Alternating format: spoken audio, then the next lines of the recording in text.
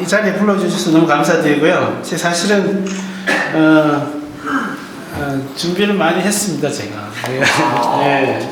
왜냐면 이게 그 전문가들도 있고, 그러니까 여러분들이 오신다 그래가지고, 그러니까 제가 이걸 어떻게 전달할지가 좀 고민이 돼서, 그래서 뭐 그림도 막 새로 그리고, 그래서 사실은 어제 밤에 몇 시간 동안 노력해서 우리 3시에 왔다 갔다 통화하고 몇 시간 노력해서 좀 전달이 잘 될 수 있게 이렇게 애를 썼고요. 그리고 중간에 이제 무슨 질문이 있거나 끊고 싶으면 언제든지 끊으셔서 질문하셔도 됩니다. 그러면 제가 너무 이제 인터벌이 심하면 그냥 무시하고 가고, 중간에 좀 괜찮으면 또 끊어서 이야기도 하고, 그렇게 하도록 하겠습니다. 제가 오늘 할 내용은 복지국가를 위한 임금계획 길인데, 이게 1시간 정도 이렇게 하도록 하겠습니다. 그래서 제목 고민하다가 왜 복지국가를 위한 임금계획 길이냐. 그래서 우리가 이제 임금계획의 수단이고, 그리고 이제 우리가 목적이 뭐냐를 분명하게 하는 것이 필요하다 생각했습니다. 그래서 어떤 우리 임금개혁 논의를 많이 보면 이게 임금을 위한 계획인지 아니면 뭐 또 다른 걸 위한 계획인지 모르잖아요. 임금 제도를 위한 계획인지 아니면 뭐 무엇을 위한 계획인지 모를 때가 많잖아요. 그래서 독일에서도 그런 논의가 그대로 있었어요. 독일에서도 임금계획의 특징은 뭐라고 얘기했냐면 security reform, 그러니까 임금 제도를 지키기 위한 개혁. 그러니까 소셜 시큐리티 계획이 아니고 인스티튜셔널 시큐리티 계획, 그러니까 제도 보장을 위한 계획이라는 말이 있어요. 그러니까 이 제도만 지키려고 열심히 하는 거죠. 근데 그러다 보면 이제 임금이 원래는 뭘 하던 거지를 잊어버리는 거죠. 그래서 목적은 복지국가를 위한 것이다. 그걸 먼저 하고 분명히 하기 위해서 이제 이 제목을 붙였고요.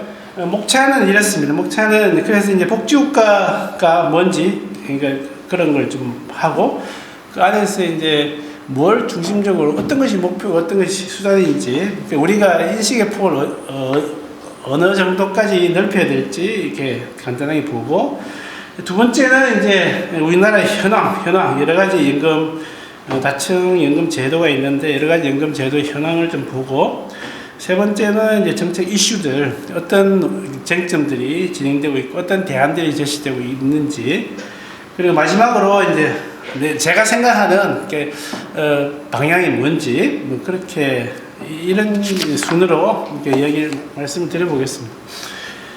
그래서 복지국가 사회보험인데, 우리가 잊지 말아야, 이렇게 가끔 잊고 있는 게 사회보험이 뭔지 이렇게 잘 인식을 못하는 경우가 있습니다. 그래서 제가 이걸 먼저 이야기했는데요.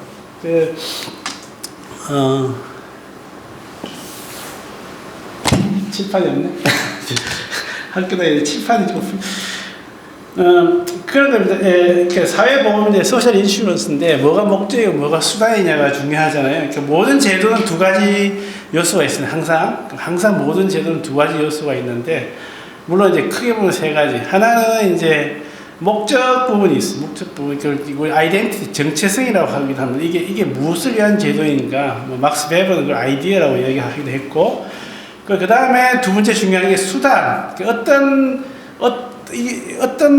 여러 가지 요소로 그 목적을 이룰 것인가. 그걸 정책에서는 정책 원칙이라고 합니다. 폴리시 프린시플이라고 이야기합니다. 그리고 또 하나 두 번째 행위자인데, 행위자는 빼겠습니다. 그러면 이제 이 소셜 인슈런스, 연금 제도가 소셜 인슈런스 목표는 소셜이 정체성입니다. 소셜 정체성이고, 그리고 수단은 뭐냐? 수단은 이제 여러 가지가 있을 수 있는 거죠. 뭐 이렇게 보시는 것처럼 보험으로 할 수도 있고, 우리가 소셜 시큐리티를 주는데 사회적인 목적을 달성하기 위해서 달성한 목적 수단으로 보험 방식으로 할 수도 있고, 지금 세 가지가 나와 있는 거죠. 사회 부조 방식으로 할 수 있고, 그러니까 보편적 급여, 요새 얘기하는 뭐 기본소득 방식으로 할 수도 있는 거죠. 이게 세 가지 방식이 있는 거죠. 이건 수단이라는 거죠. 그래서 가끔 헷갈리는 거죠. 이게 보험, 이렇게 뭐가 수단이 목적이고, 그 부분을 좀 먼저 하고 싶고, 두 번째는 이제 상호성의 문제입니다. 상호성. 그렇다면 이제 국가가 하는 것과 민간이 하는 것이 어떤 차이가 있을까? 그러니까 시큐리티는 원래 인슈런스라는 게 원래 민간에서 나온 거잖아요. 그래서 민간 보험과 공적 보험과의 어떤 차이가 뭔가 여러 가지 이야기 많이 합니다. 뭐 하는데 제가 볼 때는 상호성에 있습니다.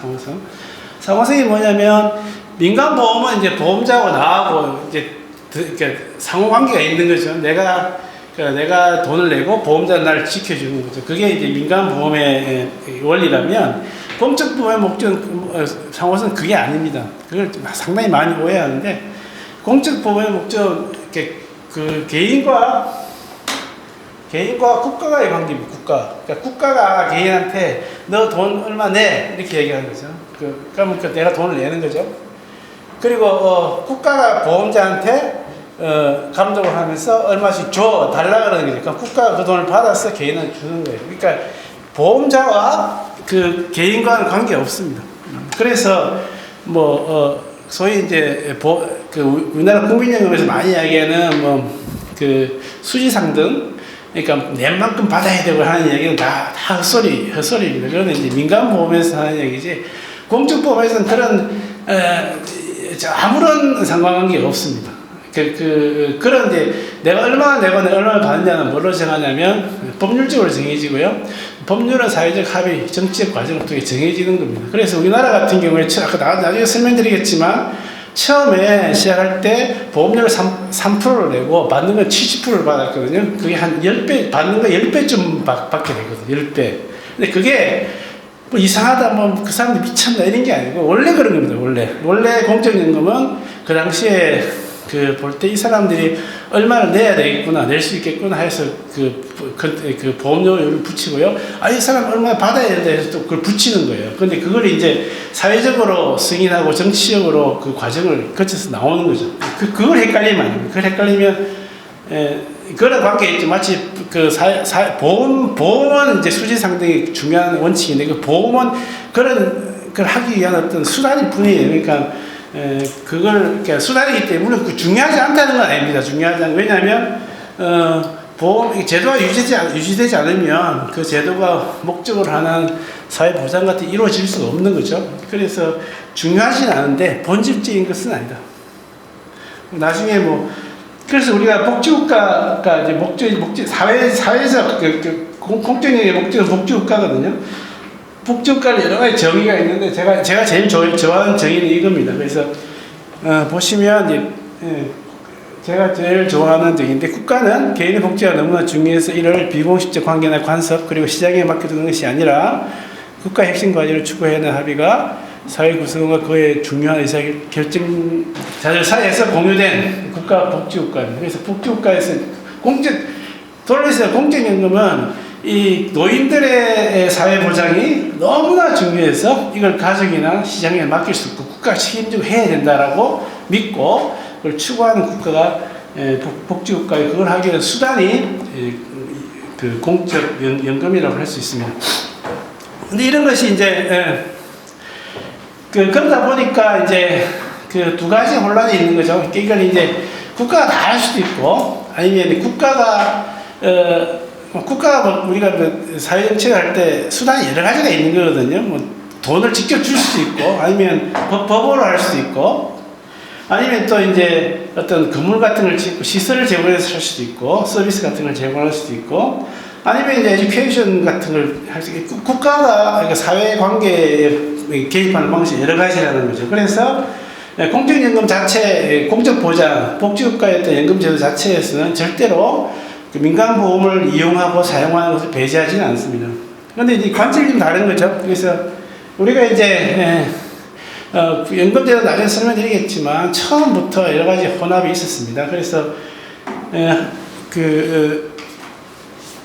복지국가적 연금 혼합이라는 것은 어떤 거냐면, 국가가 공적연금과 사적연금을 다 동원해서 국가가 바라는 노인들의 보장을 해 주는 게 이제 그런 거죠. 국가가 책임을 계속 지는 거죠. 근데 직접 안 할 수는 있어요. 돈을 안 줄 수도 있고, 돈을 주게 할 수도 있고, 아니면 그 개인이 열심히 능력을 키워서 일을 해서 스스로 벌어가게 할 수 있고, 하지만 최종적인 그 책임은 국가에 있다는 거죠. 그게 이제 그런 어떤 관점들을 보고 생각하면서 임금제도 계획을 생각하시면 조금 더 이제 그러니까 조그만 어떤 제도적인 어떤 쟁점 그런 거에 이렇게 묻히지 않고 우리가 길을 좀 정확하게 이렇게 앞을 보고 갈 수 있지 않는가 생각해서 이 이야기부터 먼저 시작했습니다. 그래서 이제 아시겠지만 가장 중요한 것은 이제 보장성입니다. 보장을 하기 위해서 한 거죠.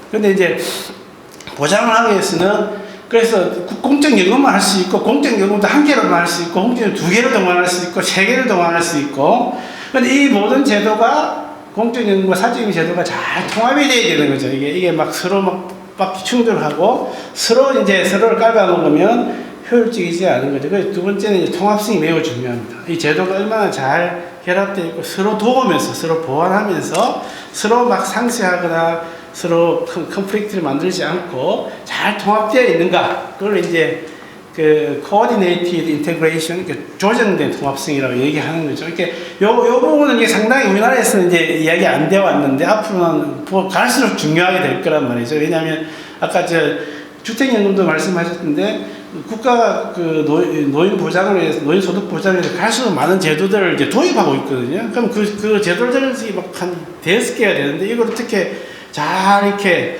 통합적으로 운영하는가 중요한 관심사가 될 수밖에 없는 거죠. 그리고 이제 또 하나는 이제 연금 지출이 중요하죠. 재정적으로 이제 이게 소스가 어떻든 간에 뭐 소스가 뭐 국가에서 나오든 보험료에서 나오든 어쨌든 나와야 되고 그러니까 민주국가에서는 그 소스에 대한 그 징수가 상당히 정당해야 됩니다. 그냥 또 국가 돈 많으니까 뭐 주면 되잖아. 그런 얘기 누구나 할 수 있지만 국가가 돈을 줄 때는 정당한 근거가 있어야 됩니다. 그 근거를 가진 게 있는 거죠. 그래서 이 세 가지 앞으로도 이제 계속 논의해서 이 세 가지를 계속 추적하면서 얘기할 겁니다. 그래서 그런 거고요. 그래서 이제 오늘 처음 오신 분을 위해서 연금 제도에 대해서 브러쉬 오븐이네. 그래서 빨리 가겠습니다. 그러니까 두 가지만 연금은 두 가지 비스마르크 있고 베버리지식이 있고요. 비스마르크는 소득비례입니다. 소득비례 많이 내면 많이 받고 적게 내면 적게 받고 그러니까 부자는 부자가 되고 가난한 사람은 가난한 사람이 되는 겁니다. 왜 그렇게 하느냐? 왜 이게 도대체 무슨 사회보장이라고 말씀하시는데 복지국가의 목적은 불평등 완화도 아니고요. 그 빈곤 완화도 아니고 그건 부차적인 목표고 복지국의 원래 목적은 뭐냐면 현 상태를 유지하는 겁니다. 그러니까 이게 그 라이프 익스펙테이션 시큐리티입니다. 그러니까 내가 이제 미래에 내가 이렇게 그 불안감을 없이 이렇게 시큐리티는 불안감을 없이 사람들이 내가 이 사회에 사는데 내일 무슨 일이 닥칠지 모른단 말이죠. 그러면 내가 오늘 막 1억, 2억을 막 벌어도 내일 당장 어떻게 될지 모르면 그 돈이 아무 필요가 없다는 거죠. 복지국가의 목적은 평등도 아니고 그리고 빈곤 완화도 아니고 그거는 이제 포함된 것이 주요한 목적은 뭐냐면 시큐리티입니다. 시큐리티는 뭐냐면 어떤 사람이 오늘도 내일도 미래에 내가 인생이 어떻게 될지 대충 다 안다는 거죠. 그러면 그 말은 뭐냐면 내가 미래에 내가 원하는 인생의 길을 가지 못할 때는 누군가 받쳐주는 거죠. 내가 사고가 나서 뭐 일을 못하게 되면 못해도 지금 현 상태를 유지할 수 있게 해주고 내가 애가 너무 많이 생겨서 갑자기 쌍둥이가 5명이 나와서 일도 못하고 막 인생이 박살난다 그래도 누군가 와서 쌍둥이가 있음에도 불구하고 인생을 그대로 유지하게 해주는 거죠. 그게 복지국가의 목표입니다. 뭐 그러다 보니까 이제 빈곤도 완화되고 불평등도 없어지고 하는 거지 목적은 그겁니다. 목적은 그래서 이제 비스마르크는 그부터 시작하는 거죠. 베버리지는 뭐냐면 그 정액급여를 주고 모든 사람이 똑같이 기초연금을 생각하시는 겁니다. 모든 사람이 똑같이 주고 대신에 이제 기초연금은 몇 가지 예외를 제외하면 높은 급여를 주지는 못합니다. 비스마르크는 상당히 높은 급여를 줄 수 있고요.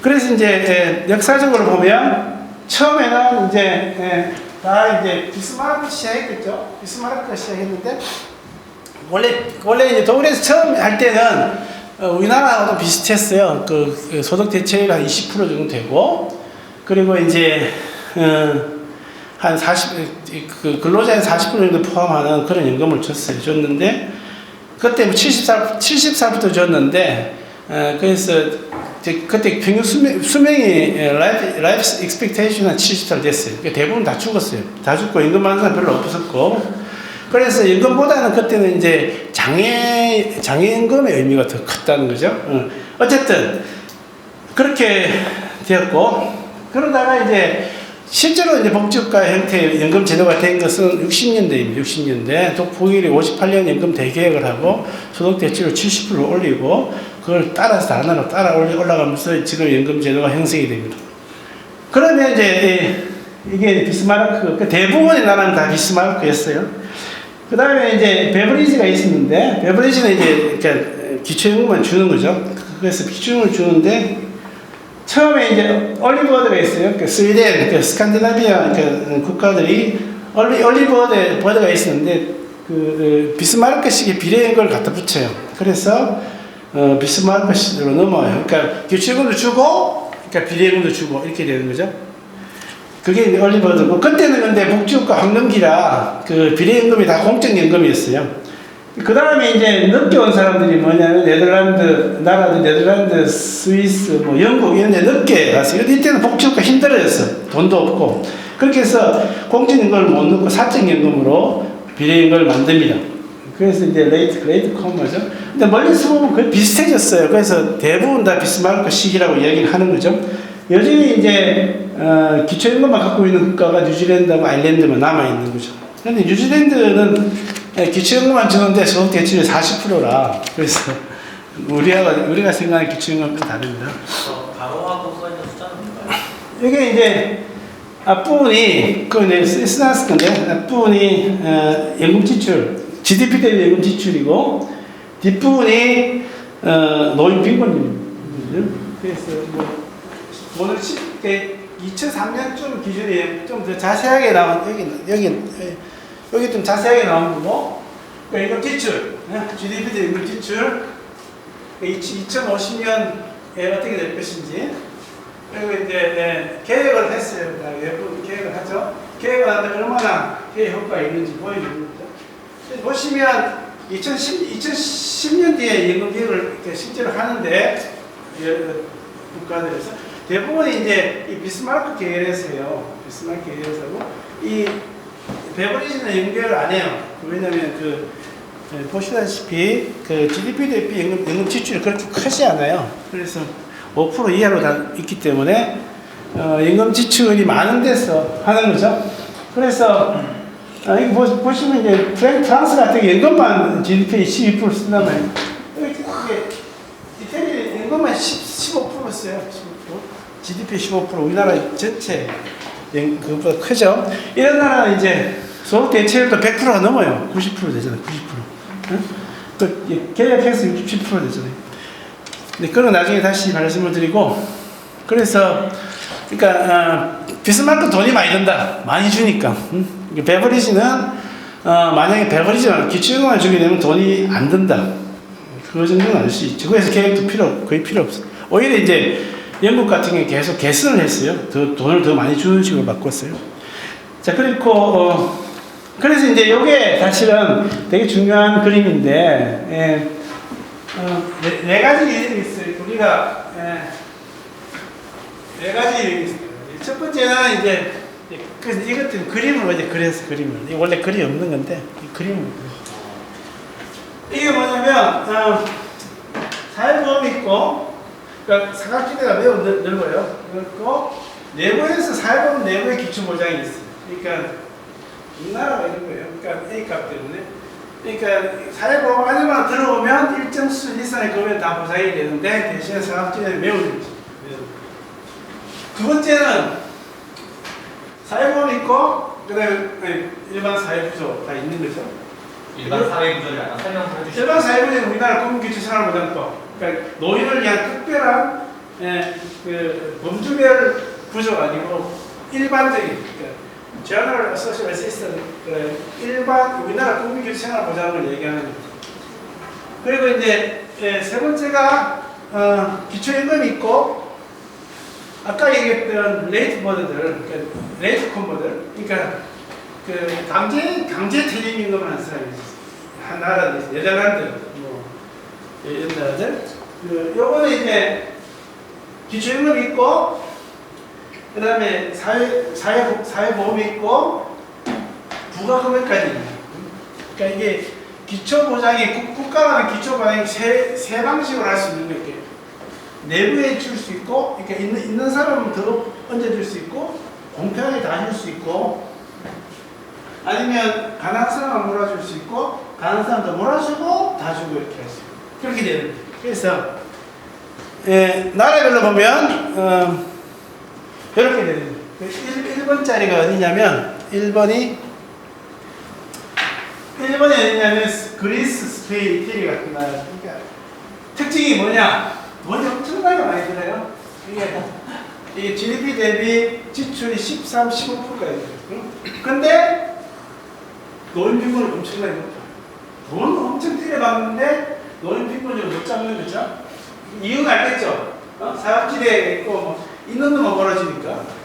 여기서 진짜 잘 살아요. 이태리 가 친구들 보면 나도 친구들이 가보는데 그 텔레콤 같은 데 일하는 분 하나 있으면 그 밑에 자식들 3명, 4명 같이 먹고 살 수 있는 잘 살아요. 그러면 이제 요거 이제 사회보험 플러스 이제 일반 공무원 부조는 그러니까 이게 전통적인 비스마르크, 독일, 미국이 연구하는 비스마르크식이에요. 스웨덴이 1998년에 이전에는 이후에 그렇게 했어요.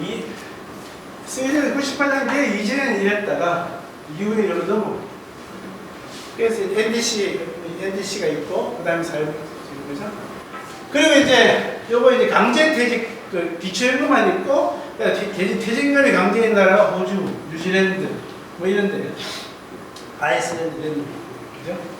그래서 이제 네 번째 이게 네 번째 이게 다 주는 거 기초임금을 주고 사회보험도 있고 또 부가가 있는 게 캐나다, 일본, 대만.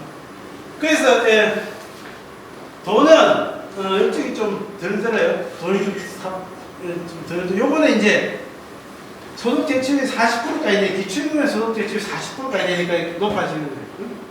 요거는 소득 대출 얼마? 15%밖에 안 돼요. 그러니까 낮고.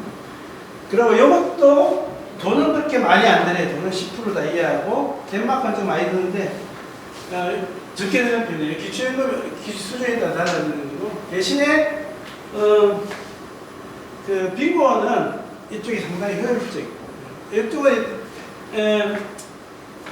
돈도 좀 많이 들고 빈곤도 그럭저럭 잡고 돈 많이 들고 빈곤 거의 못 잡고 돈은 그렇게 많이 안 드는데 대신에 빈곤율은 좀 높아져.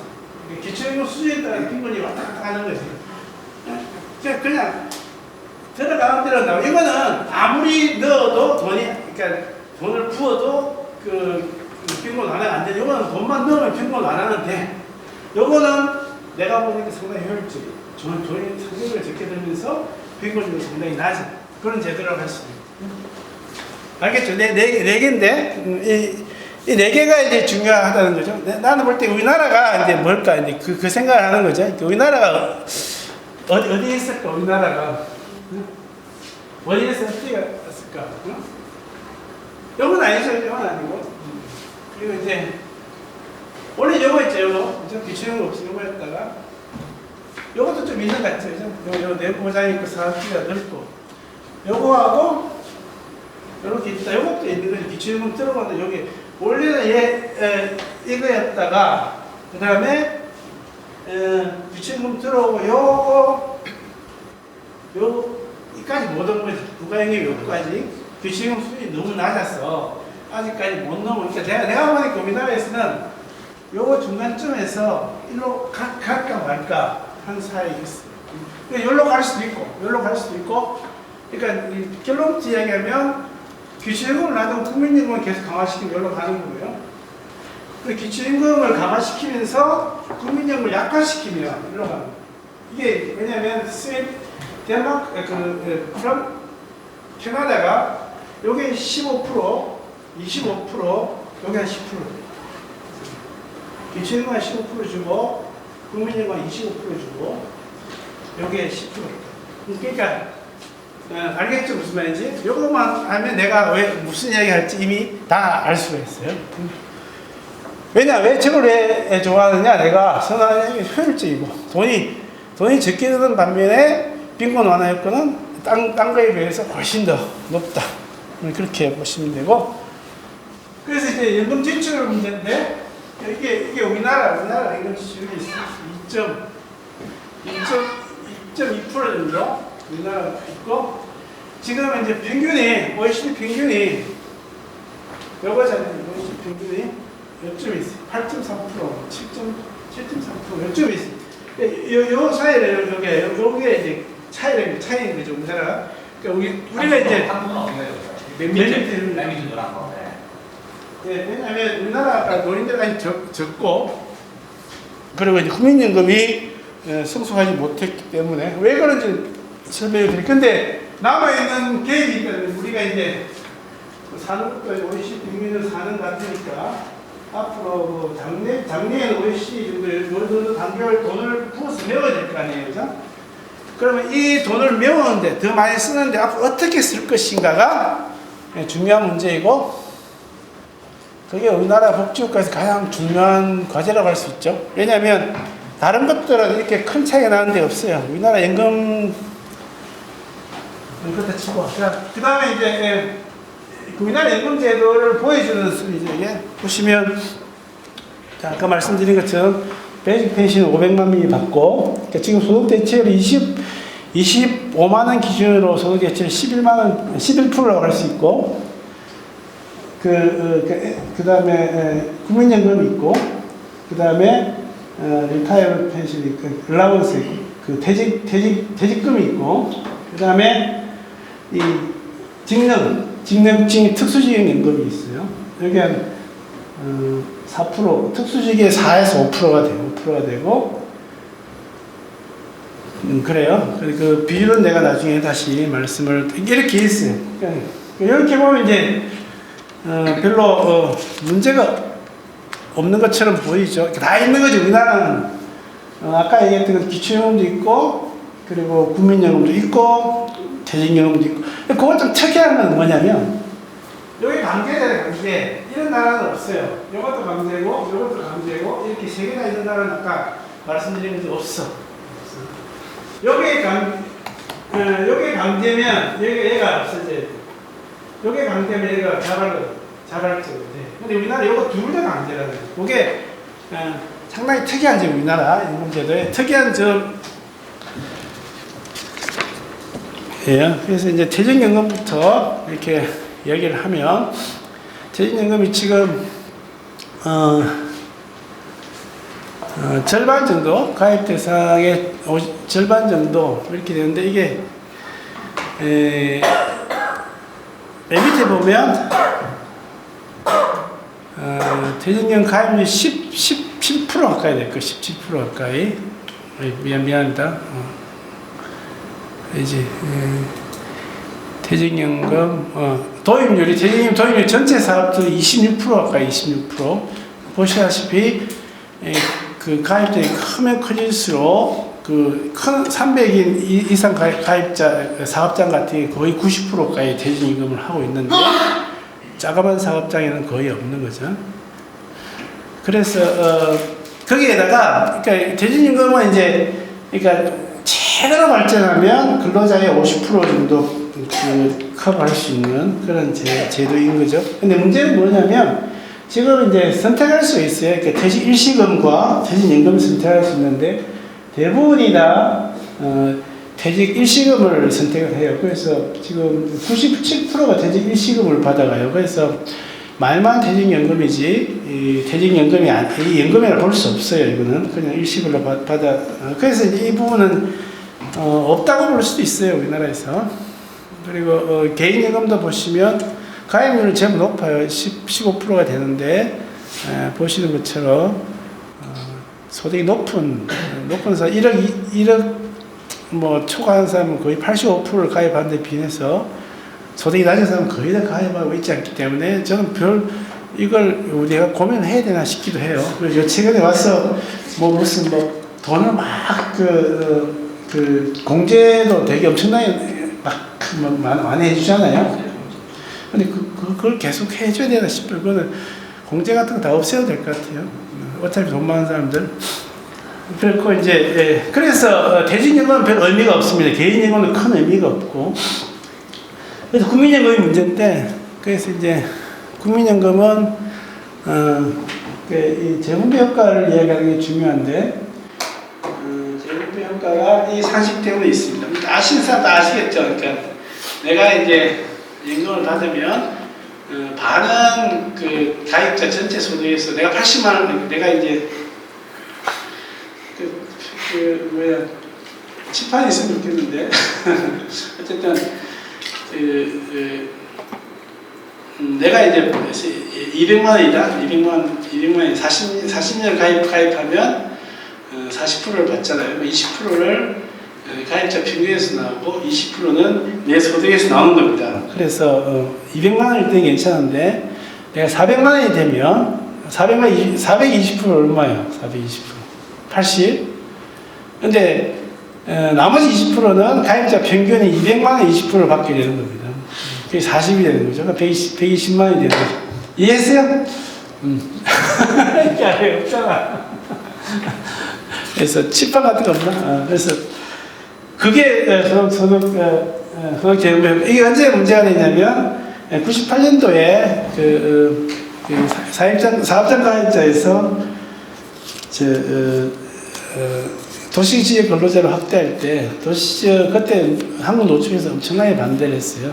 그러니까 이게 사업장 가입자의 경우에는 여기 공단에서 아시겠지만 평균이 거의 350만 원이 넘어요. 평균이. 근데 지역 가입자가 120만 원도 안 돼요.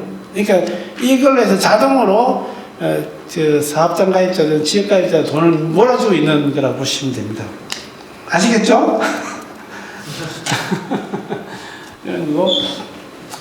그래서 이게 질문을 했어요. 이 제도는 어디서 나온 거냐면 독일에서 온 겁니다. 독일에 58년 임금계획 이전에 온 겁니다. 온 건데, 그때 이게 있었고, 그걸 누가 받아들이냐? 일본이 받아들입니다. 일본이 받아들이는데, 근데 독일은 이제 이 제도를 갖고 있다가 58년도에 완전 비례임금을 바꾸는 바에 포기했어요. 없어져. 그리고 일본이 독일이 언제 없어졌나요? 58년 임금 대개정 때 원래는 A값, B값 독일 똑같이 했는데 A값에 국가가 엄청난 보조를 했는데 그게 58년 대개정이 없어지고, 근데 이제 그 전에 없어지기 전에 일본이 가서 배워와서 일본이 이 임금 제도를 했는데 일본은 81년도 임금 계획하면 없어요. 일본은 이제 그때 A값, B값을 잘라버리잖아요. 기초임금 따로, 비례임금 따로 자르. 그래서 그것 때문에 우리나라에서 이 논쟁이 많은 겁니다. 우리나라에서 자르자 논쟁이 왜 있냐면 일본이 똑같이 그렇게 했거든요. 일본은 아직 안 자른 거예요? 잘라가지고 이게 없어졌습니다. 언제 없었어요? 81년 임금 계획할 때 없어졌어요. 근데 우리나라는 이걸 왜 하느냐? 우리나라 이 연금 법안을 쓴 때가 언제냐면 73년도에 했어요. 쓰고 미루다가 88년도에 시행하거든요. 그러니까 그때 좀 보면서 새로운 추세를 좀 보면서 이렇게 바꿀 수 있었는데 민재승이라는 사람이 이걸 썼는데 그분한테는 인터뷰를 해보니까 자기는 이게 좋다고 생각하는, 왜냐하면 A값, B값, 기초임금도 있고 비례임금도 있고 이게 좋지 않냐, 사회적 평등 플러스 성취 좋은 거잖아, 왜 없으냐, 그래서 했대요. 했고, 그래서 이제 A값이 이제 소위 균등 부분에서 이제 가입자 전체 소득이고, B값은 자기 생애 평균 소득을 얘기하는 겁니다. 앞으로 A값, B값 많이 나올 건데 큰일이네. 그래서 이제 이 연금 제도를 갖고 있는 나라는 전 세계 두 나라입니다. 우리나라와 터키입니다. 터키를 옛날 배웠다가 못 고치고 그대로 갖고 있고, 우리나라도 이걸 고치려고, 그러니까 우리나라 임금 계획 역사는 이걸 고치려는 역사입니다. 역사인데 못 고치고 있는 역사이기도 하죠. 그래서 어쨌든 그렇게 하고, 뭐 다른 나라와 비교해서 보면 다른 나라에서는 이제 보통 우리나라가 40%의 소득 대체율을 보장해 주려면 보험료는 18% 정도 냅니다. 우리나라는 이렇게 그 다른 나라 급여 수준은 다른 나라가 거의 비슷한 40%를 갖고 있으면서 보험료 수준은 다른 나라의 절반이라는 거죠. 전혀 문제는 아니에요. 아까 얘기했잖아. 주는 거 받는 거 일체 필요 없다고. 전혀 필요 없어. 이게 왜 이렇게 되느냐? 안 이렇게 애를 쓰겠죠. 계속 보험료 올려 그랬는데 모든 국민이 반대하니까 못 올린 거예요. 그래서 내가 2007년도 임금 계획을 연구하면서 당시에 이제 각각 모든 중요한 정책 결정자들 다 인터뷰를 했어요. 했는데 복지부 외에는 아무도 보험료 인상을 동의하지 않았어요. 복지부 외에는 민주노총부터 시작해서 모두가 다 반대했어요. 그리고 이제 복지부는 그때 이제 유시민 장관 하에서 보험료를 올리려고 그랬죠. 보험료를 15%까지 올릴 생각이고, 보험료 15%, 그리고 이제 급여 수준을 50% 하려고 애를 썼는데 못하니까 할 수 없이 40%, 9% 간 거죠. 그게 아직까지 계속되고 있습니다. 그러니까 사회적 합의가, 그리고 우리나라에서는 보험료 내기 싫다고 사회적 합의인 거예요. 그러면 그것도 맞는 거예요. 그게 뭐 틀린 건 없어요. 그런데 다른 나라에 비하면, 그러니까 아까 얘기했던 수지상등이 맞는 구조는 아니에요. 그러니까 그러면 당연히 이제 제도적인 어떤 트러블이 제도 유지에 트러블이 생기고, 제도 유지를 다른 방법을 통해서 또 다른 사회적 합의를 통해서 이루든지 아니면 망하든지 둘 중 하나를 하는 거죠. 그러니까 우리 사회는 보니까 뭐 망할 듯 하면서도 어떻게 잘 하잖아요. 그래서 내가 나중에 설명드리겠다. 지금까지 잘 하고 있어요. 몇 개만 더 하면 돼. 전혀 안 될 것 같으면서 다 하고 있어요. 그래서 너무 이렇게 요새 우리나라 걱정이 많은데, 가끔 정치적인 상황도 우리나라가 독일도 얼마 전에 가보니까 거기도 완전 개판 5분 전에 막 신나치가 헤매고 뭐 길거리에서 막 무슨 막 나치 대본 해놓고, 그래서 뭐 3인당 완전 다 죽어버렸고, 미국은 트럼프가 날뛰고 있고, 그러니까 뭐 영국은 이게 정치가 있는지 없는지도 모르겠고, 그래서 우리나라는 정말 정치적으로 괜찮고, 세계은행 가면 또 있잖아요. 우리나라 학자들이 가서 막 걱정스러운 표정으로 와 있으면, 왜 걱정하는데, 한국 그 정도만 되면 야, 걱정이 없지. 경제가 참 좋다는 거예요. 그러니까, 무슨 얘기 하다 이렇게 몰라도. 자, 수익비를 보시면, 그러니까 이게 참고로 보세요. 이렇게 수익비, 공적연금이 얘기하는 수익비 얘기하는 나라는 아무 데도 없습니다. 없는데, 참고는 할 수 있죠. 그러니까 임금계획 이전에는 수익비가 A값 기준, 그러니까 평균소득을 가진 사람 기준으로 2.7, 그러니까 2배, 자기가 낸 걸 2배 받았고, 끝나고 난 다음에는, 미안합니다. 요게 임금계획 이전 이후에, 왜냐면 이제, 요 사이에 이제 계속 1년에 0.5%씩 줄어들기 때문에, 그러니까 2028년도에 임금계획이 완료가 됩니다. 그래서 처음에 98년 계획, 2006년 계획 이제는 2,700을 받아갔어요. 그러니까 돈 받은 사람이 2배를 받아가고, 근데 계획하고 난 다음에 2028년보다 앞으로 받아야 될 게 이제 1.7배를 받아갈 것이다. 그리고 이제 돈 많은 사람이 1.2배를 받아갈 것이다라는 거죠. 그러니까 기본적으로 이게 국민연금은 모든 소득계층이 자기가 낸 것보다는 많이 받아간다. 그런 개혁해도 그렇다. 그게 좋은 거일 수도 있고 나쁜 거일 수도 있죠. 근데 그런 건 떠나서 이제 그래서 생긴 문제가 이제 장기 재정 안정화 문제 있는 거예요. 있는 건데 그 방법을 찾아야 되는 거죠.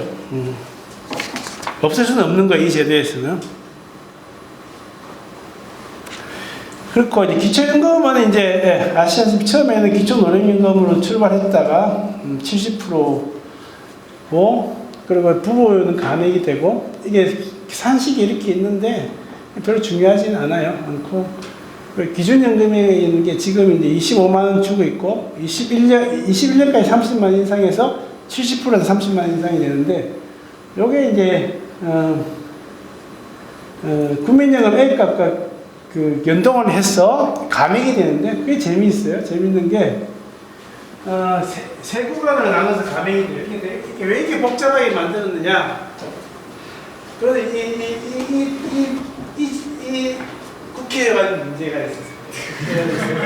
누군가가 그냥 내가 막 판에 10집을 넣어서 개판이네, 개판이. 근데 어쨌든 이게 37만 원, 국민연금이 37만 원 이상을 받게 되면,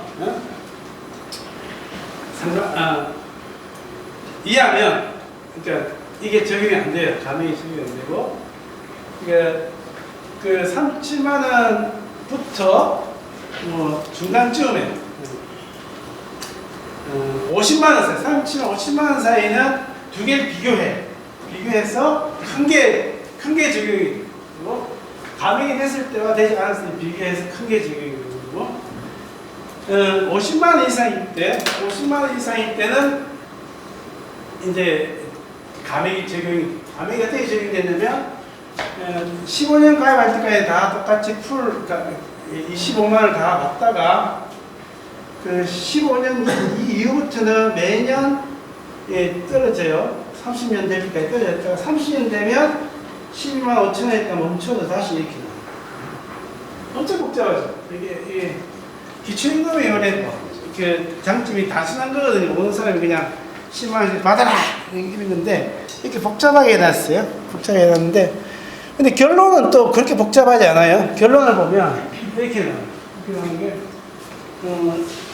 전에 풀 연금을 받은 사람이 90%예요. 90%. 그러니까 이렇게 자르고 저렇게 자르고 뭔가 걸 다 해보니까 나중에는 결국은 모든 사람이 다 25만 원을 받게 해놨어요.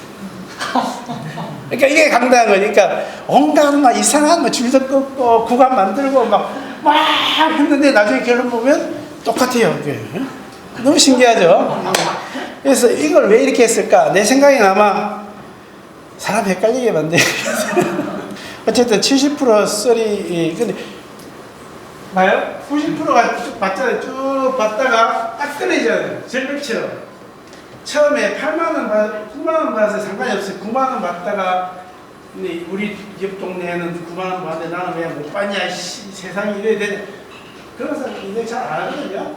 근데 지금 25만 원 받는데 절벽이에요. 절벽.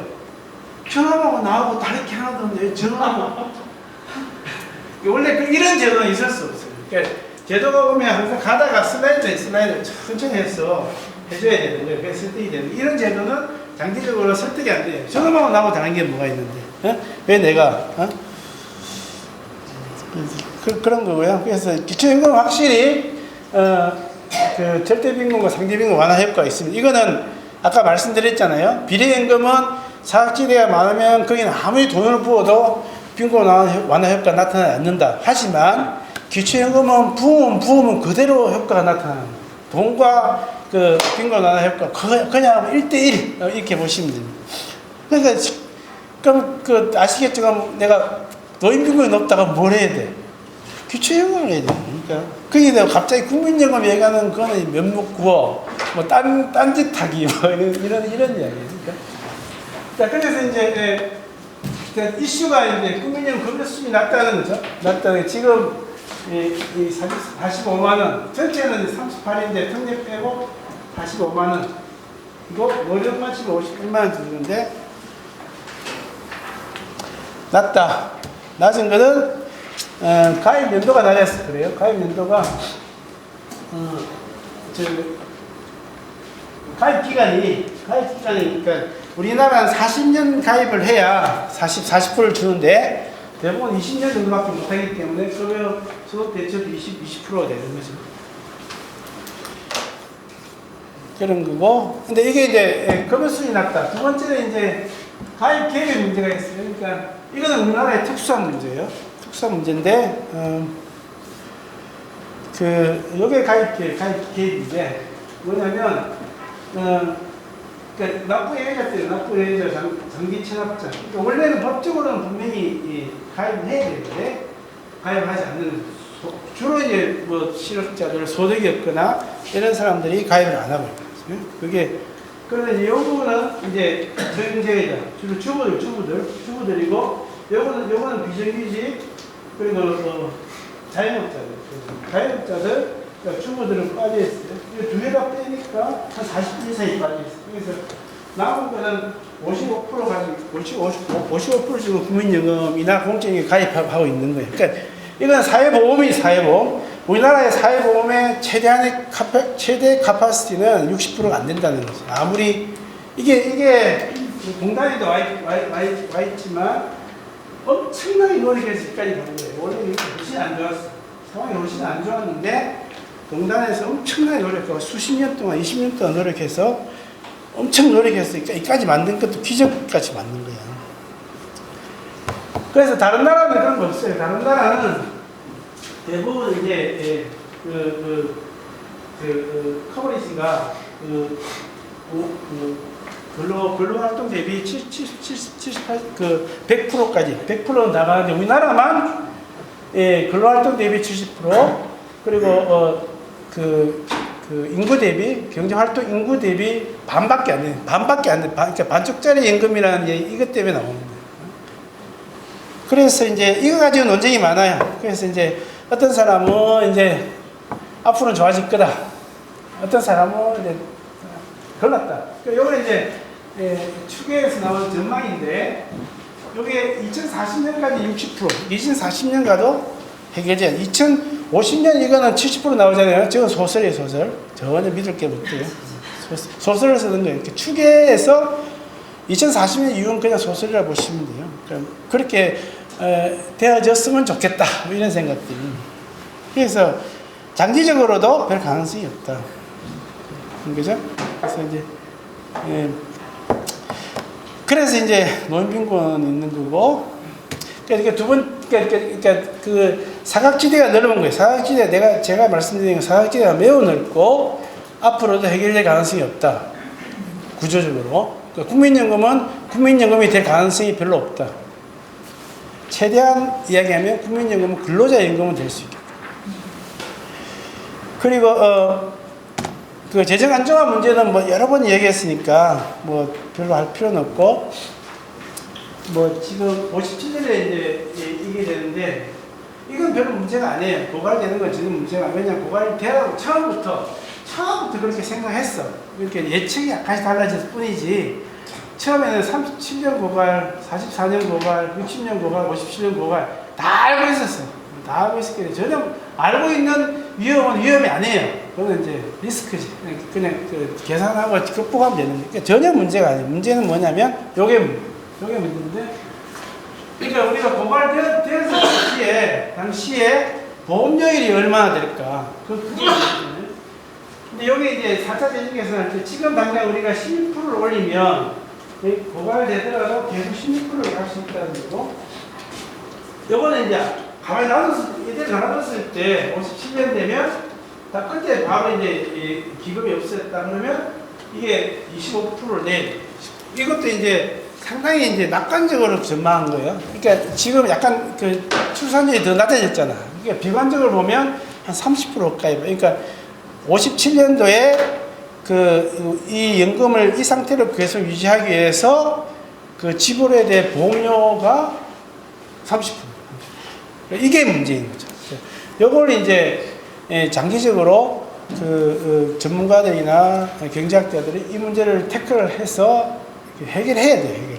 근데 지금은 논의만 무성하고 아직 해결될 그건 없어요. 그러니까 두 가지잖아요. 해결 방법 두 가지. 첫 번째는 보험료 올린다. 두 번째는 급여 수준을 낮춘다. 되게 간단해요. 간단하잖아. 보험료를 캐 뭐가 있어. 자, 그 다음에 요것도 내가 그림을 또 그렸어요. 그림을 어제 밤에 이걸 앉아가지고 조개도 없고, 누구는 코끼리를 냉장고에 넣으려면 교수들은 조교한테 시킨다. 이러잖아요. 근데 내가 다 이게 지금 우리 현재 상태. 그러니까 내가 나름 맞춰서 그렸어. 맞춰서 그렸는데. 비율을 맞췄다. 비율을 맞췄어. 여기 이제 지경연금, 여기 평균이 240만 원, 공무원연금 240만 원 지경연금, 국민연금이 이 정도 커버를 하는데, 평균이 이제 38만 원, 그러니까 기초연금이 이제 여기까지 40%는 30만 원, 그 다음에 이제 여자는 10%는 더 아끼고, 그게 다 그랬잖아요. 그래서, 여기 이제, 우리나라 지금 현재 연금이에요. 자, 이 상태에서 어떻게 하면 될까? 내가 이제 연금 계획을 한 사람은 뭐 해야 될까? 제일 먼저 해야 될 거. 그렇지. 이거 잘라야 당연히. 잘라야 돼. 잘라고. 두 번째. 이거. 그러니까 보기만 해도 누구나 다 아는. 전부 아무 필요도 없어. 딱 그림을 보면 이것도 많이 올리고 이것도 좀 올리고 이렇게 되는 거예요. 그러니까 너무 그렇게 어려운 게 아니에요. 간단한 거. 근데 우선순위를 따지면 여기 제일 우선순위 있고 이거 기초에 올리기 제일 우선순위 있고 그 다음에 자르고 그 다음에 올리기. 그래서 그 직영연금 이야기가 나왔으니 하는 말인데 우리나라는 거의 뭐 40만 원인가 8이 32, 47, 28 6배, 6.5배 되잖아요. 그 국민연금 직영연금 차이가 이런 나라는 거의 없어요. 없고 미국이나 이게 이제 공무원연금과 국민연금이 차이가 요즘은 거의 비슷하고 독일은 한 3배 차이 나고 그리고 일본은 큰 차이는 안 나죠.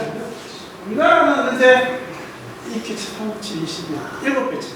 이거는 왜 그럴까? 왜 그런지 알아요? 이게 참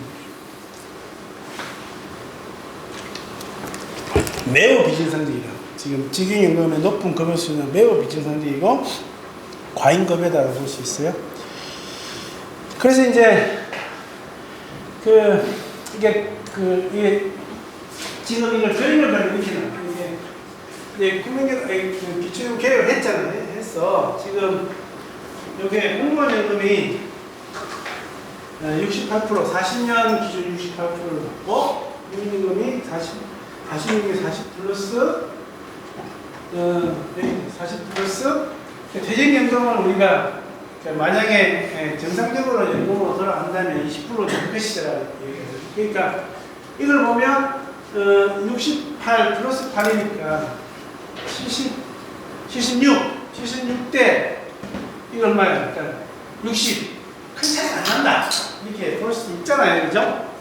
그리고 이제 실제로 공무원들하고 내 특강했다가 거의 맞아 죽을 뻔했는데 맞아 죽을 뻔한 특강이 있는데 그때 아니 우리는 더 못 받습니다 이런 얘기하세요. 왜 자기는 많이 낸다고. 근데 실제로는 그렇지는 않아요. 그렇지는 않고 왜냐면 이게 자기는 많이 낸다 그러는데 이게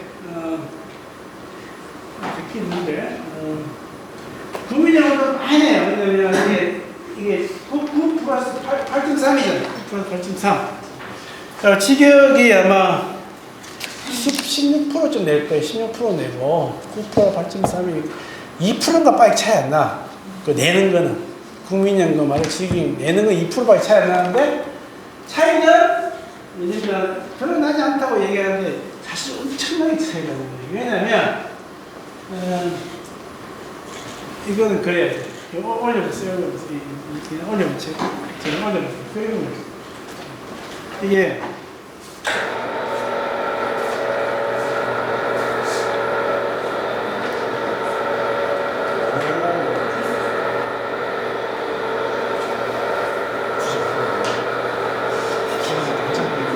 아니 블랙.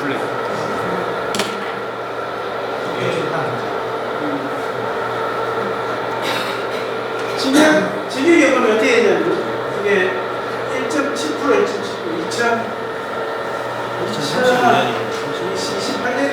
2028년부터인가 2030 지금 1.9인데 요번에 바뀐 게 1.7로 바뀌었잖아요. 그죠?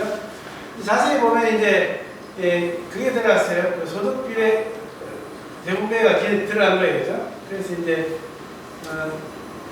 1이고 0.5 그래서 이제 20% 소득세 20% 나중에 28 이렇게 된 거예요. 0.7 왜냐하면 이게 0.7 곱하기 48은 28 있잖아요. 이렇게 되어 있는 게 직역이. 근데 문제는 뭐냐면 국민연금만 보면 20년 20% 이렇게 되어 있는 거예요. 이게 퇴직연금 20% 이렇게 그죠? 이렇게 되어 있는데 요게 문제예요. 요게. 응? 그러니까 예를 들면 40년을 했는데 평균이 얼마일까? 공무원연금 그 급여 그 가입자 평균 소득이 얼마? 283만 원 달아요. 공무원 평균이 470만 원 가까이 돼요. 470만 원. 평균 임금. 6년 전. 지금 한 500만 원 가까이 잡아 상관이 없어요. 470에서 500 드는데 500 잡자. 500 500을 잡으면 국민연금 얼마야? 230인가? 250을 잡아. 절반이죠, 절반. 네? 그럼 어떻게 돼? 이게 모든 연금에서 요게 500에 20%가 들어가는 거예요. 520%. 그러면 내가 예를 들어서 500만 원 소득자다, 그죠? 하나는 공무원, 하나는 국민연금. 이렇게 해봅시다, 이제. 네, 500만 원 소득자니까 연금 하나보다 10%니까 100만 원, 그죠? 요게 28% 나오니까, 그죠? 40년 가입하면 20%, 100 플러스 얼마에? 28 곱하기 500, 0.28 곱하기 500. 140. 얼마야? 340만 원이죠? 자, 이 똑같은 사람이 국민연금 받으면 얼마 받게 돼? 국민연금. 일단 소득 상한은 생각하지만 국민연금 소득 상한이 440이가 되는데 일단 소득 상한 500이라고 생각하면 되잖아요. 여기 어디서 나왔고 여기 25 곱하기 50만 원이에요. 50 플러스 여기 20이잖아요. 그죠? 20만 원. 10. 이거 똑같이 100. 150 플러스 100. 이렇게 돼요. 만약에 지금은 여기 없죠. 지금 여기 없는데 퇴직금 20% 수익률 냈다고 치면 250만 원을 받게 똑같은 소득의 경우에 정당화할 수 없는 부분. 그리고 이제 이게 8만 원, 9만 원 때문에 예찬 이게 30만 원까지 올라가면 국민연금은 상당히 낮지. 그러니까 내가 매우 국민연금 소득이 또 기초연금 3년간 때 들어간단 말이에요. 그러니까 근로소득 공제나 여러 가지 공제는 이제 국민연금 급여는 공제가 안 돼요. 안 되기 때문에 소득 산정에 들어가서 실제로 얘 때문에 내가 연금을 못 받아, 기초연금을 못 받을 수도 있어. 그렇게 되면 가입 공개에 문제가 생긴다. 두 번째는 이 퇴직연금이면 퇴직연금. 이 퇴직연금이 이렇게 있을 거라고 가상으로 되어 있는데 급여는 하나의 효과가 없는 대신에 보험료 인상을 어렵게 하는 요인이 되고 있어요. 그래서 아까 말씀드린 것처럼 그러니까 아무도 퇴직연금에서 연금을 못 받고 있어요. 그래서 그 혜택은 없고. 그런데 이제 만약에 우리가 국민연금 보험료를 올리려고 시도하면 기업의 입장에서는 내가 이미 8.3% 플러스 4.5% 내고 있는 12.7%를 내고 있는데 그건 독일보다 높은 수준이에요. 독일에서 내는 기업의 부담보다 더 높은 부담이 아까 얘기했던 특수성 때문에. 그러니까 우리나라 둘 다 강제니까 내고 있다는 거죠. 그래서 보험료를 못 올리게 하는 이유가 바로 이게. 그래서 어떤 사람은 이걸 다시 보험료 전환을 하자 그런 이야기를 하는데 어쨌든 그런 문제가 있어.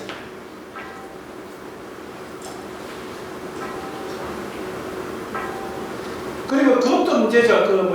이것도 문제죠. 그러니까 이게 물론 이제 결과적으로 그러니까 10%만 감액이 되는데 그건 결과적으로 알 수 있을 때 보험료를 낼 때는 몰라. 나중에 받을 때만 내가 감액이 되면 안 되냐 알 수 있어. 그것도 이제 문제가 될 수 있어요. 그러니까 내가 국민연금을 내다 보면 나중에 기초연금을 받지 못할 것이다. 아니면 감액을 받을 것이다 생각할 수 있어요. 그래서 지금까지 이제 임계획은 그래서 이제 두 가지가 있는 거죠. 임계획의 지금 원래는 최소한 그 박근혜 정부 이후부터 나오진 않아요. 박근혜 정부가 기초연금을 하면서 도입하면서 이런 성과 중에 하나는 재정 안정화 문제를 가 주였던 임금계획에서 패러다임을 바꾼 거예요. 그러니까 그 재정 안정을 가장 많이 주장했던 사람이 시민이고, 그래서 그거는 좀 넘었었어요. 두 가지가 있는데, 하나는 국민연금을 강화하자. 그래서 그 하나는 이 기초연금을 강화하자. 또 하나는 다 하자. 이런 의미입니다. 지금 정부는 다 하자 쪽으로 하고 있어요. 왜냐하면 국민연금도 40%에서 45% 가자. 기초연금도 10%에서 12%를 가자. 기초연금, 그러니까 이것도 깔짝, 저것도 깔짝. 이게 이 정부의 추진 방향이라고 할 수 있습니다. 그래서 제가 생각하는 건 요거예요. 그러니까 아까 말씀드린 것처럼 기초연금을 다 주고 얘도 주고 대신에 급여 수준을 상당히 한 30만 원 낮추고 국민연금도 다 같이 받고 그리고 이게 그러니까 퇴직연금 같이 그러니까 민간 퇴직연금 같이 요거만 직역에 남겨놓자는 거죠. 남겨놓고 또 퇴직연금을 여러 가지 방법을 활성화시켜서 이 부분을 퇴직연금화시키자. 그러니까 연금화시키는 게 좋다. 그리고 이제 이 보충연금을 하자. 그리고 기초연금은 지금은 이제 소득대출 12%, 그러니까 30만 원인데 40만 원을 하면 15%가 되거든요. 40만 원 15%를 올리고 자 이렇게 되면 어떻게 되냐면 우리가 소위 연금 사각지대에 있는 빈곤하에 있는 사람들이 있어요. 그건 이제 국민연금을 못 받는 사람들. 국민연금 수급자와 비수급자가 나눠질 수 있는데 국민연금 비수급자는 두 개를 받게 되는 거예요. 기초연금 받고 보충연금 10만 원 받고 다음에 이제 두당 50만 원을 받게 되는 거죠. 가족으로 치면 80만 원 받게 됩니다. 그리고 국민연금 받는 사람은 국민연금 받고 추가적으로 기초연금도 지금은 국민연금 받는 사람의 절반 정도는 못 받고 기초연금을 못 받아요. 근데 그 부분을 이렇게 쭉 내려주면 30%를 없애주면 국민연금 수급자도 기초연금을 받게 돼 있어요. 대신에 국민연금 소득대출은 낮추는 게 좋고 낮추더라도 이걸 합치면 실제로 국민연금 수급자들이 더 많이 받게 돼 있어요. 그리고 이제 퇴직연금을 활성화시키고 이게 제 생각이에요. 그러면 이제 최소한 우리가 이제 월드뱅크나 국제기구에서 그 빈곤선을 소득대출 20%를 봐요. 그러니까 물론 우리나라 빈곤선 52만이 넘는데 어쨌든 간에 그러니까 연금 제도에서 빈곤선 20% 그냥 다른 여러 가지 소득은 있기 때문에 연금 제도에서 20%를 하면 절대 빈곤을 완화할 수 있다는 게 일반적인 입장이에요. 그러면 이제 최소한 모든 사람한테 절대 빈곤 이상의 소득 보장을 할 수 있다. 그리고 이제 그걸 또 이제 계산해봤는데 빈곤 완화 효과도 이 정도로 내려가는 2030년 지나면 빈곤율 이 정도 낮출 수가 있어요. 그 여러 가지 계산해보니까 13%면 노인 빈곤율 얘기하는 건가? 전체 빈곤율? 그러니까 노인 빈곤율을 전체 빈곤율과 가까운 선에 맞출 수가 있어요. 맞출 수 있고 그리고 돈이 얼마나 드냐? 돈이 이제 요게 지금 현재 상황이라고 볼 수 있는데 기초연금이 10만 원일 때 요거 이렇게 계산할 때 그때 2015년이라서 요게 이제 소득대체율 그리고 요게 이제 GDP 대비 GDP도 6% 정도 드는 거였어요. 문재인 정부의 계획이 시작되기 전에. 근데 요걸 내가 한 대로 하면 이렇게 나와요. 이게 얼마지? 8.4 되잖아요. 여기에다가 이제 특수지경이 빠졌잖아요. 특수지경을 얹으면 한 11% 가까이 나와요. 11% 나오면 그게 OECD 평균 급여 지출입니다. 연금 지출이 2040년에 11% 가까이 나와요. 그러니까 노인 빈곤은 우리나라 전체 수준의 빈곤으로 낮출 수 있고 그게 소요되는 재정은 OECD가 그러니까 연금 재정에 쓰는 그런 돈 정도를 쓰고 맞출 수 있다. 그게 생각 요게 그런 설명한 거고. 그래서 뭐 이게 그런 거예요. 대중적인 부분이 있는데 이거는 조금 더 논의가 필요하고 추리에 반영이 안 됐기 때문에 그 부분은 질문이 나왔을 때만 말씀을 드리도록 하겠습니다. 그러니까 문제는 그런 거죠. 이제 아까 처음으로 돌아가서 그러니까 우리가 이제 복지국가를 하려고 한다. 우리나라의 가장 큰 문제는 노인 빈곤이니까 서구 같은 경우에 왜 사회주의 국가 같은 얘기가 나오냐면 서구의 빈곤율에 유럽 국가의 빈곤율 60%는 그 헛어머니 애 키우는 혼자 사는 여자들이에요. 그게 60%예요. 빈곤. 모든 사회구조를 가면 그 60%가 애 혼자 데리고 사는 엄마예요. 그러니까 여기에 사회주장학과 이런 가족정치 이런 것도 해야 돼. 우리나라는 모든 사회구조 가면 노인들이 60%. 그래서 우리나라에서 가장 복지국가의 가장 중요한 문제는 노인 빈곤 문제라고 할 수 있어요. 왜냐하면 노인 빈곤 문제를 치우면 상당히 많은 사회적 문제가 해결됩니다. 근데 그걸 위해서 여러 개를 같이 막 섞어야 되고 섞어야 되고 그것도 이제 매우 재정적으로 서스테이너블하게 지속 가능하게 해야 되는 거예요. 왜냐하면 앞으로 왜 그러냐면 이걸 이제 지금 이렇게 세계적인 논의는 뭐냐면 우리가 돈이 어디로 가느냐, 그 노인들을 위해서 가느냐, 아니면 미래 세대를 가느냐는 논쟁이 있어요. 우리나라는 이 논쟁이 예외적인 상태. 우리나라는 오히려 노인들한테 너무 돈이 안 가서 문제이나, 근데 향후에 여러 가지 가능성을 볼 때 노인에 대한 재정 분야에 많은 실수가 있어요. 그렇다면 그걸 미리 보고 아까 말씀드린 것처럼 아무리 돈이 부어도 돈을 채워도 빈곤을 완화하지 못하는 그런 비효율적인 제도로 갈 것이냐, 아니면 효율적으로 우리나라 국제가 가장 큰 문제를 해결할 수 있는 그런 제도를 만들 것인가, 그런 선택이 있는 거예요. 그런 의미에서 이런 제안을 해봤습니다. 네, 감사합니다. 네.